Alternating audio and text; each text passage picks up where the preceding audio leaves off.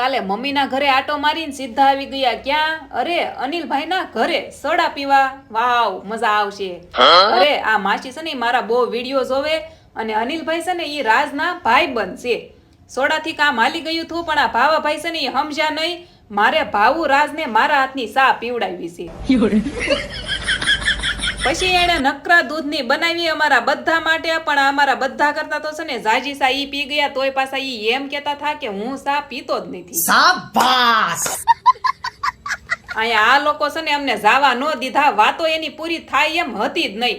અને બહાર તો જો અનિલભાઈની શેરી પાણી પાણી, વરસાદ આવી ગયો. આ લોકોને ટાટા બાય બાય કરી સીધા આવી ગયા ઘરે. ઘરે આવીને શરૂ વરસાદમાં આ બેએ પાછું કામ ઉપાડ્યું. પછી આવી ગયા નીતા માસી, ભાવનગર થી આવ્યા હતા. આ મારા મમ્મી અને મારા સાસુના બેનપણી છે. મારું ઘર વરસાદ હોય કે ન હોય ભરેલું હોય માણસોથી. અને મને છે ને આખો દિવસ બોલ બોલ કરીને માથું ચડી ગયું.